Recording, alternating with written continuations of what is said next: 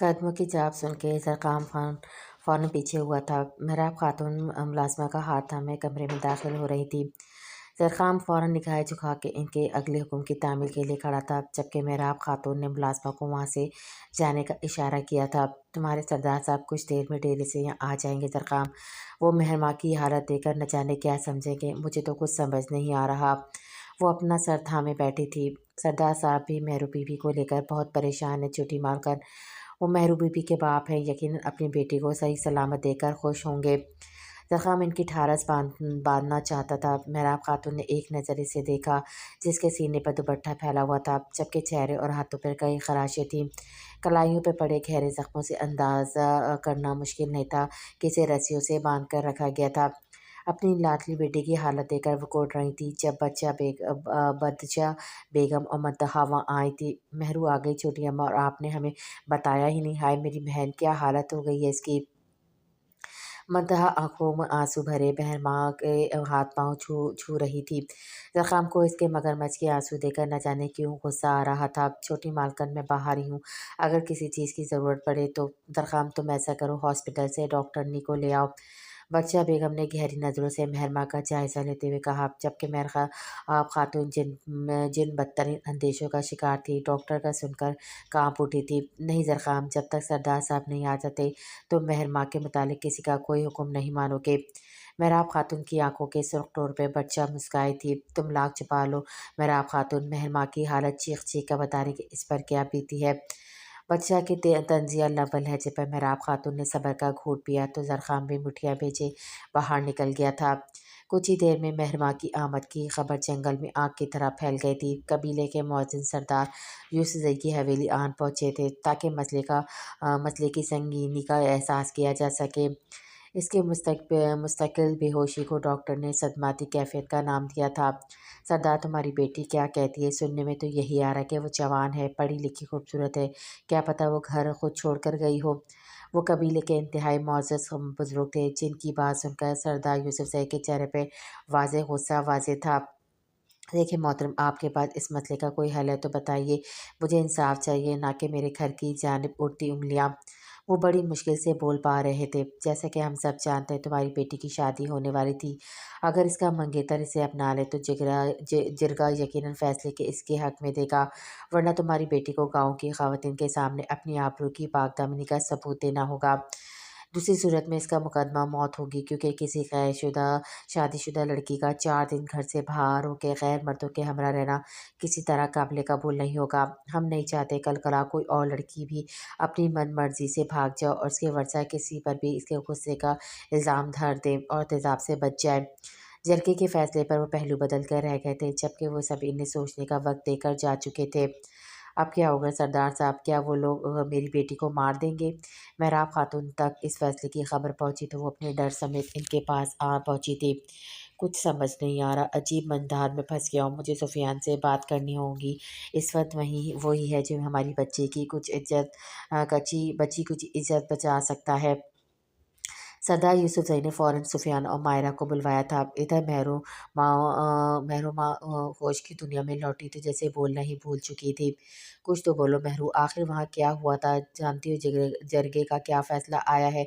वो चाहते तुम्हें सिद्दी करके मार दिया जाए। मंतहा ने एक सहर इसके वजूद में उंडेला था।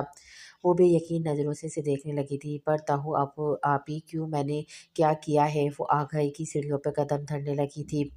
किस गैर मर्द की संगत का शोभा है इन्हें तुम पर? मेरा मतलब है, ये सब जरगा कह रहा है कि मैं तो तुम्हें वही बता रही हूँ जो सुना है।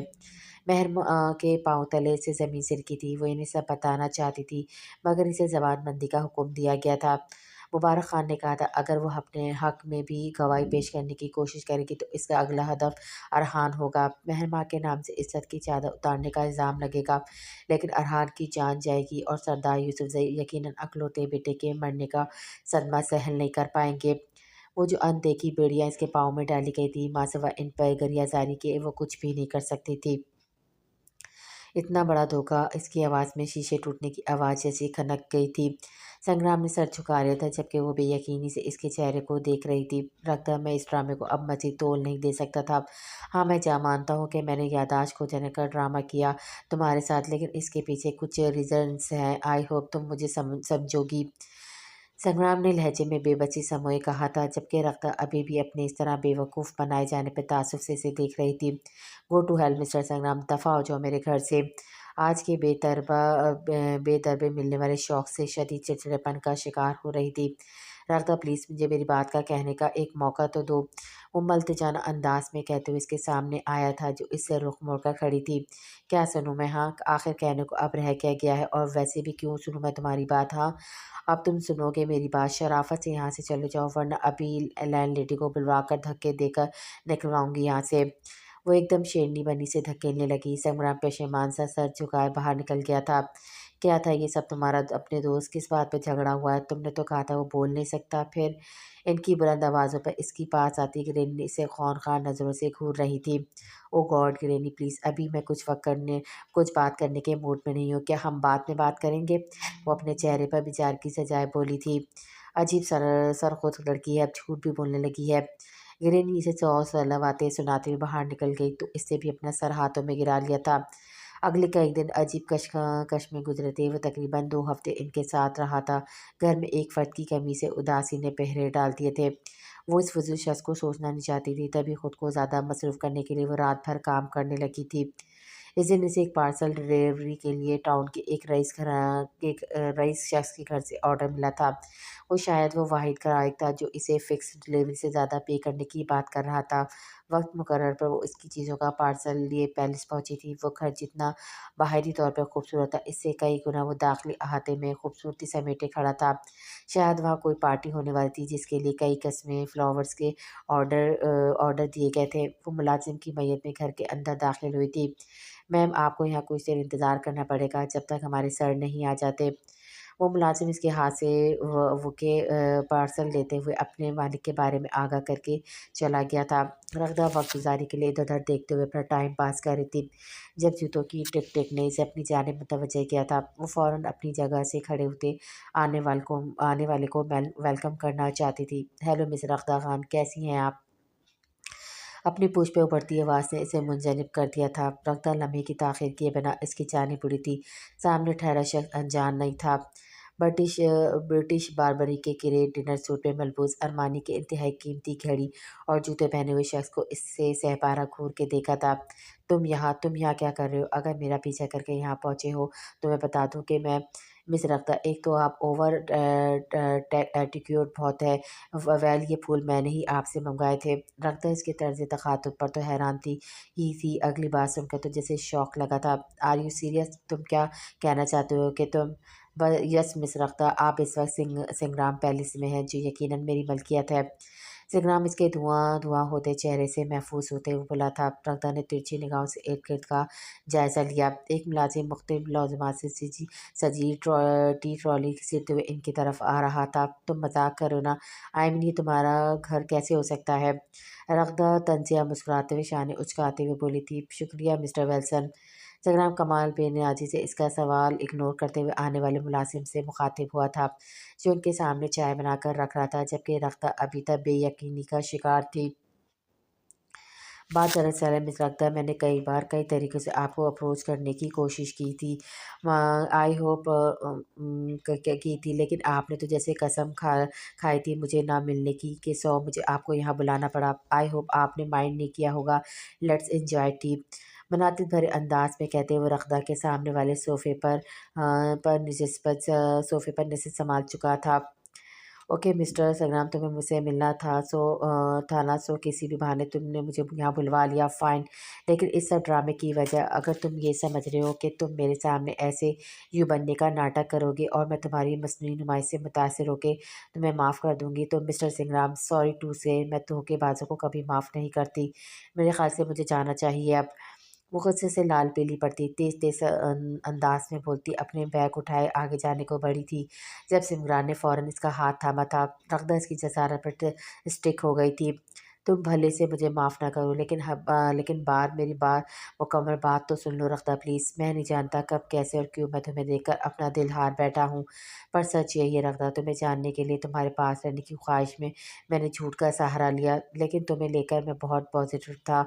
मेरी इस झूठ के पीछे की इंटेंशन गलत नहीं थी। प्लीज़ रग़दा, समझो तो। संग्राम का फौरन अंदाज एकदम बदला था। रक्ता को लगा वही शख्स इसके सामने ठहरा जो भीगती बारिश में इसके सामने था।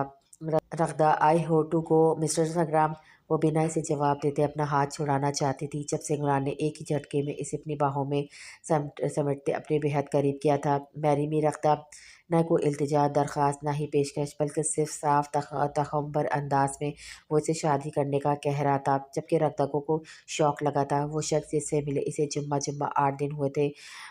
भला वो इस शख्स से कैसे शादी कर सकती थी।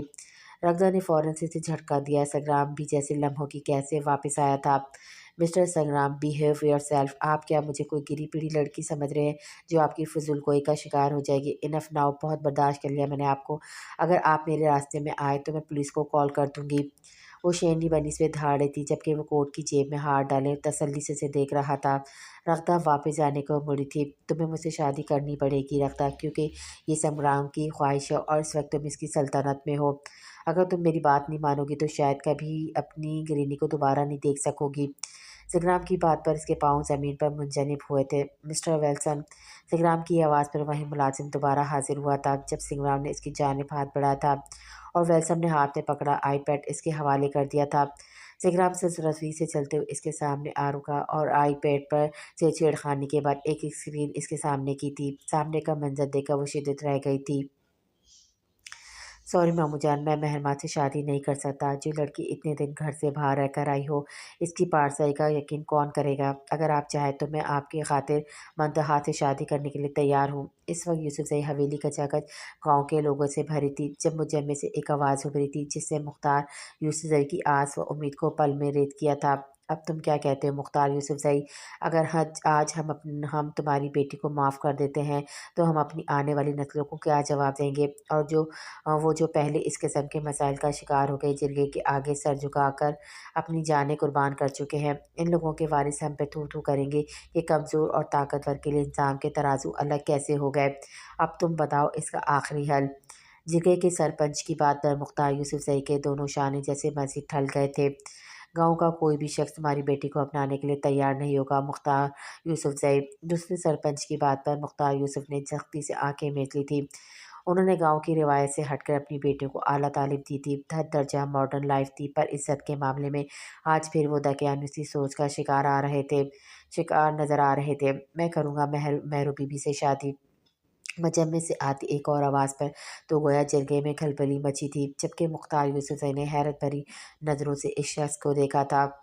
मैं करूँगा मेहरू बीबी से शादी। सबकी निगाह इसकी आवाज़ की तरफ उठी थी।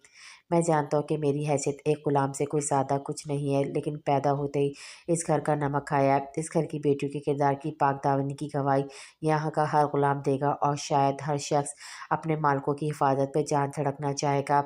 छोटा मुँह और बड़ी बात सरदार साहब, लेकिन मैं महबूब की ज़िंदगी के लिए इनसे शादी करना चाहता हूँ।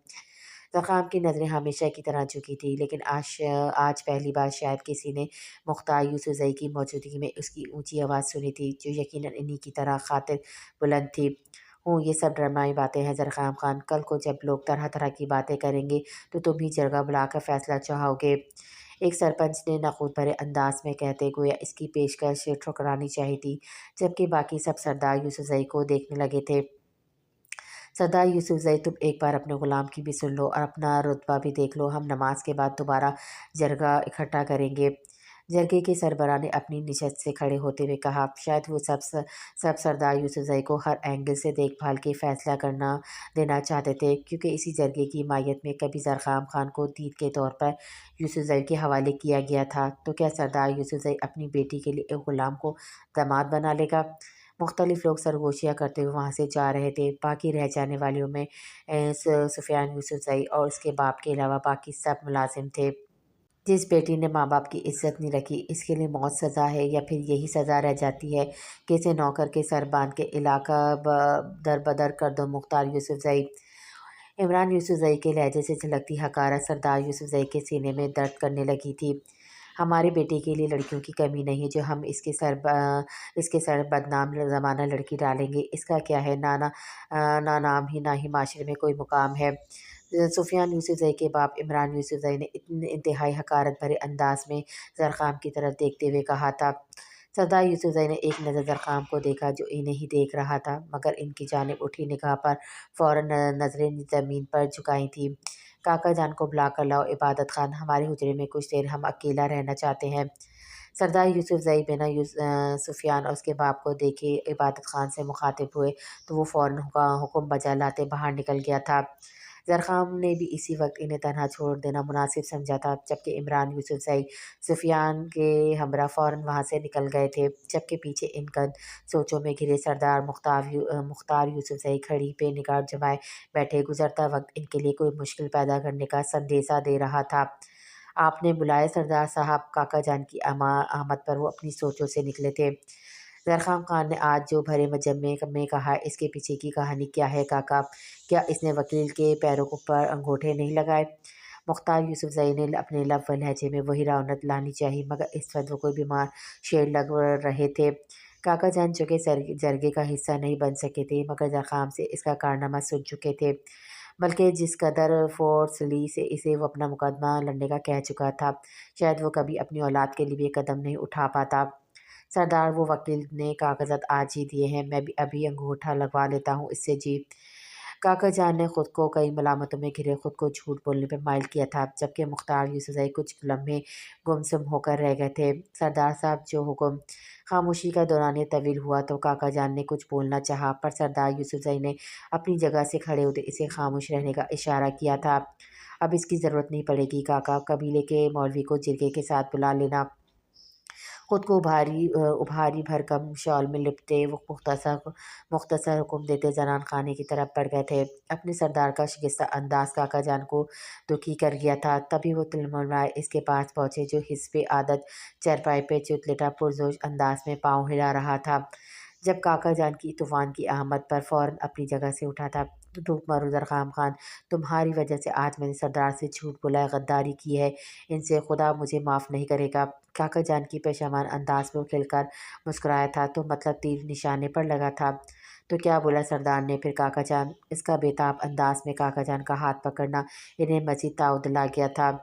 بیٹی کو سنسار کرنے کا اعلان کریں گے جرگے کے سامنے، وہ اگلے ہی پل کاکا جان نے اس کے چہرے کی مسکراہٹ چھینی تھی۔ زرخام خان شاہ کی کیفیت میں انہیں دیکھ رہا تھا۔ یہ نہیں ہو سکتا، بھلا سردار اپنی بیٹی پر یہ ظلم کیسے کر سکتے ہیں؟ زرخام کی آواز پر بے یقینی کے ساتھ بہت سے خدشات نمایاں تھے۔ یہ سب تمہاری بدبختی ہے جو ایک بے گناہ کو موت کی گھاٹ اتارنا ہے۔ اب ہم نماز کو جاتے ہیں۔ اسے مزید پچھتاؤ میں چھوڑ کے کاکا جان واپس مڑ گئے تھے۔ نہیں کاکا جان، جس نے میری بیوی کی طرف ہاتھ اٹھایا میں اس کے ہاتھ کاٹ دوں گا۔ زرخام خان کی آنکھوں سے خون چھلکا، جبکہ کاکا جان اس کی بات پر دہلیز پر رکے تھے۔ تمہارے پاس اس بات کا کوئی ثبوت نہیں کہ وہ تمہاری بیوی ہے، جبکہ یوسفزئی قبیلے کے سردار کی بیٹی ہے۔ اس بات سے پوری دنیا آگاہ ہے، اس کے لیے کوئی اور بے وقوفی کر کے اپنی موت کو آواز نہ دینا زرخام خان۔ کاکا جان نے اسے مخلصانہ مشورے سے نوازا اور دہلیز عبور کر لی، جبکہ وہ مختل حواسوں کو سنبھالنے میں لگا تھا۔ یہ بازی کیسے پلٹ گئی؟ وہ جتنا پریشان ہوتا کم تھا۔ یہ سب کیا ہے سنگرام؟ آئی پیڈ سے نظریں ہٹائے وہ شاہ کی کیفیت میں اسے دیکھتی ہوئی بولی تھی۔ سنگرام کی محبت کا انداز، مائی لیڈی۔ اس کی ٹھڈائی سے مسکرانے پر وہ دوسرے لمحے اس تک پہنچی تھی اور اس کا گریبان تھاما، جبکہ اس کی اس عمل پر سنگرام کے چہرے پر اس شکن بھی نمودار نہیں ہوئی تھی۔ اس نے ہاتھ کے اشارے سے ویلسن کو وہاں سے جانے کا کہا تھا۔ یہی تو میں چاہتا ہوں رخدہ، کہ ہمارے بیچ کے فاصلے نہ رہیں، جلد سے جلد ہم تم ایک ہو جائیں۔ وہ رخدہ کے ہاتھوں کو تھامے دوسرے ہاتھ اس کی کمر میں حمائل کیے اسے اپنے بے حد نزدیک کرتے سرگوشی میں بولا تھا، جبکہ رخدہ اس کی جسارت پہ بھونکلائی تھی۔ تو پھر کیسے ہوتا ہے محبوب کا لمس؟ اسرائیل جیسا روفسا جان لیوا، تو کیا لوگ موت مانگتے رہتے اور مرتے رہتے ہیں؟ محبت میں لوگ صدقے واری جاتے ہیں، اور صدقے واری جانے کا مطلب تم جانتی ہو نا؟ اس نے رخدہ کی آنکھوں میں جھانکا تو وہی اس کی آنکھوں کی عجیب سی چمک رخدہ کے رگ و جاں میں ایک سنسنی سی دوڑا گئی تھی۔ وہ آنکھیں کچھ بے رحم سی تھیں۔ جی چھوڑو مجھے بے وقوف آدمی، آخر کیا چاہتے ہو تم مجھے؟ کیوں کر رہے ہو یہ سب؟ اکرام کے بہکتے قدموں کو اس نے اپنے مزاحمت بھرے انداز میں روکا تھا۔ اس کے چہرے پہ رخدہ کے عمل سے مسکراہٹ آئی تھی۔ फ़कत तुम्हें और तुम्हें माय लेडी, ये घर मेरे लिए एक सराय है, क्योंकि यहाँ ऐसा कुछ नहीं जो मेरा मन यहाँ पर लगे। पर जिस दिन से तुम्हें देखा है न जाना, इस दिन से मेरे अंदर भी एक मुकम्मल घर की जागी है। तुम जानती हो मैं ज़िंदगी भर तमाम रिश्तों से महरूम रहा। खुदा ने मेरे अपनों को कोई आजमाइश बना के मुझसे दूर कर लिया, लेकिन अब मुझे कोई अपना अपना चाहिए और मेरे दिल ने तुम्हें अपना माना है। रग़दा प्लीज़ मुझे मायूस मत लौटाओ, बेहद मोहब्बत करने लगा हूँ तुमसे। वो शरारत भरी शोख जसारतें अब गड़गड़ाहट में बदली थी। रफ़्ता हक्का बक्का से इसके पल पल बदलते रूप को देख रही थी। वॉट द हेल सिंघम, किसी को 2 दिन में प्यार कैसे हो सकता है? सिंघराम की गिरफ्त में मचलती हुई चिंगारी थी। 2 दिन बहुत ज़्यादा है रफ़्ता, मेरे साथ तो प्यार की वारदात एक लम्हे में गुजरी है। जाने इसके लहजे में कैसी कशिश थी। रफ़्ता सब भूले इसे देखने लगी थी।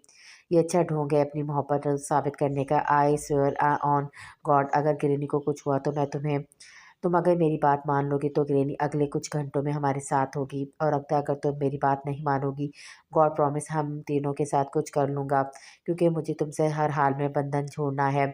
समझ रही ना तुम मेरी बात? वो शायद सब्र तोड़ बैठा था, तभी इसके शानों पे अपनी बेरहम उंगलियां गाड़े चला था। रग़दा के लिए काफ़ी शॉकिंग रिएक्शन था। मुझे सोचने के लिए वक्त चाहिए। वो निढाल से इसकी बाहों में शिकस्त पा हुई थी। वक्त ही तो नहीं रखता, तुम्हें अभी फैसला करना होगा। संग्राम की बात पर रग़दा ने शाकी नज़रों से देखा। तुम गन पॉइंट पर फैसला चाहते हो? वो हद दर्जा चिड़चिड़ेपन का शिकार होते हुए बोली थी। जो तुम समझो। मुझे मेरा जवाब हाँ में चाहिए, वो धोंस जमाते हुए बोला था। तुम पागल हो चुके हो लिटरली, तुम मुझसे शादी की बात ऐसे कर रहे हो? यू नो व्हाट हो आई एम, मैं कौन हूँ, क्या हूँ, मेरा फैमिली बैकग्राउंड, और तुम्हारी फैमिली बिना कुछ सोचे समझे मैं ऐसे कोई फ़ैसला क्यों करूँ? और मेरी फैमिली कभी ऐसी शादी को सपोर्ट नहीं करेगी, तो मैं फ़ुज़ूल में अपनी जान जोखिम में क्यों डालूँ? रख़्ता की बर्दाश्त का पैमाना झलका तो वो सिकराम से दो टोक अंदाज में बात करने लगी थी। मैं अपने और तुम्हारे दरमियान की किसी बाउंड्री को नहीं मानता रखता। मैं सिर्फ इतना जानता हूँ कि तुम्हें पहली बार देखकर ही मेरी दिल ने बगावत की थी। मैंने तुम्हारे आसपास रहने के लिए बेहद जतन किए रखदा, और तुम पर मेरा ही हक है, क्योंकि मुझे तुमसे सच्ची मोहब्बत है। संग्राम का बार बार का अलाप रखदा के सर में दर्द करने लगा था। पर मुझे तुमसे शादी नहीं करनी संग्राम। तुम किसी से भी ज़बरदस्ती का रिश्ता कैसे बना सकते हो? वो थक हार के बोली। ओके फिर ग्रैनी के बारे में भूल जाओ, और इस घर से निकलने के बारे में भी। संग्राम इसे झटकते बाहर निकल गया था। रफ्तार ने सर थाम लिया। एक नज़र आईपैड को देखा, जहाँ छोटी छोटी क्लिप्स और फोटोज थीं। जहाँ संग्राम के नकाबपोश बंदों ने इन्हें अपने कब्जे में ले रखा था। अगले 2 दिन वो मुलाजमों के रहम पर थी, जो इसे हर रोज़ क्लिनिक के नए अंदाज में लाइव वीडियो क्लिप दिखाने आ जाते थे। तुम्हारे बॉस कहाँ हैं? मुझे इनसे बात करनी है। तीसरे दिन खुद जो बेबस पाकर वैसलन के सामने चिल्लाई थी, I am always here for your my lady. तभी संग्राम आया था। ऐसा लग रहा था वो घर के किसी कोने में छुपा इससे आंख मचोली खेल रहा था। ग्रेडी कहाँ है संग्राम? क्या तुम हमें हमारी नेकी की ये सज़ा दे रहे हो? रग़दा की एनर्जी काफ़ी लो नज़र आई थी से। नहीं, मुझे अपनी मोहब्बत की जज़ा चाहिए, बट ग्रैनी हमेशा के लिए हमारे साथ आ जाएंगी। ट्रस्ट मी रग़दा, मैं तुम्हारे सारे अंदेशों को दूर कर दूंगा। सिर्फ एक बार मुझे मेरी मोहब्बत अता करके तो देखो। संग्राम ने इसके दोनों हाथ थामे मलते जाए निगाहों से इसे देखते हुए कहा। इसके अंदाज पे रफ़्ता के रहे सहज हौसले भी मानंद पड़ गए थे। अगले चंद घंटों में वो एक नई हैसियत से इसके सामने थी, मिसेस संग्राम की हैसियत से, जबकि संग्राम के चेहरे से झलकता फतह का सरूर देखने के काबिल था। मुझे गिरनी से मिलना है संग्राम, अब तुम अपनी ख्वाहिश पूरी कर चुके हो, मुझे इनसे मिलना है। वकील और गेट्स को रुखसत करते हुए इसके पास आया था। जब इसकी पहली डिमांड सुन के वो हमसे मुस्कुराया। Okay let's talk with her. संग्राम ने अपना सेल निकाले इसके सामने किया था, और किसी लारा नामी लड़की को कॉल मिलाई थी, जो अगले चंद सेकंड में वीडियो कॉल में बदल गई थी। ग्रैनी वो इन्हें सामने देखकर जब्त खो बैठी थी, जबकि लारा से मुस्कुरा मुस्कुरा के बातें करती ग्रैनी इसकी आवाज़ पर एक्साइटेड हो रही थी। तुम्हारे दोस्त बताए थे कि तुम्हें अचानक किसी काम से शहर जाना पड़ गया, और तुम इसे मेरी देखभाल के लिए छोड़ गई हो। सच में ये लड़की तो बहुत अच्छी है, तुमसे ज़्यादा मेरा ख्याल रखती है। ग्रैनी की बात सुनते इसे नाराज़ निगाहों से इसे देखा, जिसने बेफिक्री से शाने चुकाए थे। देख लो ग्रैनी कितनी खुश है। संग्राम ज़ेरे लब मुस्कुराया था, जबकि वो सब्र से घूंट पी कर रह गई थी। रग़दा तुम बेफिक्री से अपना काम करो, मैं इसके साथ बहुत खुश हूँ। अरे बिना कहे हाथ पैर दबाती है मेरे। और रग़दा जानती थी कि ग्रैनी को आराम करने का कितना शौक था, और इनके लव्वर लहजे से छलकती खुशी बताई थी कि संग्राम ने संगीन नोयत की गलत बयानी के से काम लिया था। اس کا پارا اتنا ہائی ہوا تھا کہ اس نے بنا گرینی کے مکمل بات سنے کال بند کر دی تھی، جبکہ دوسری جانب لارا انہیں نیٹ ورک پرابلم کا کہہ کر مطمئن کر چکی تھی۔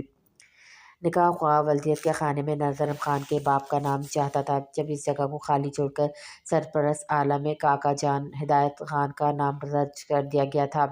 یہ سب پہلی بار نہیں ہوا تھا، ایک بار پہلے بھی ایسی رسم طے پائی تھی، مگر اس بار منفرد یہ تھا کہ دنیا کے سامنے اعلیٰ اعلان مہر ماں یوسفزئی کو اس کا بنایا جا رہا تھا، جبکہ دوسری طرف وہ غم کی تصویر بنی جلی حروف میں لکھا نام پڑھ رہی تھی، جبکہ مولوی صاحب بار بار ایک ہی نام کی تکرار کر رہی تھی۔ مہر ماں بی بی دختر مختار یوسفزئی، آپ کا نکاح زرخام خان سے ہدایت اللہ اور گواہ موجودگی میں کیا جا رہا ہے، کیا یہ آپ کو نکاح قبول ہے؟ یہ تیسری بار کی پکار تھی، کیا یہ محض اتفاق تھا؟ اس کے لیے جو مسیحا بن کر آیا تھا وہ زرخام خان تھا۔ ہم تمہارے غلام نہیں بلکہ تم ہمارے غلام ہو، مت بھولو کہ تم بابا جان کے بولی لگائے پالتو کتے سے زیادہ نہیں ہو، انتہائی نیچ ذات کے مکار۔ میری حیثیت کیا ہے بی بی جان، یہ بتانے کے لیے ابھی مناسب وقت نہیں ہے۔ ایسا لگ رہا تھا زرخام نے اس کے کانوں میں پھر سے سرگوشی کی تھی۔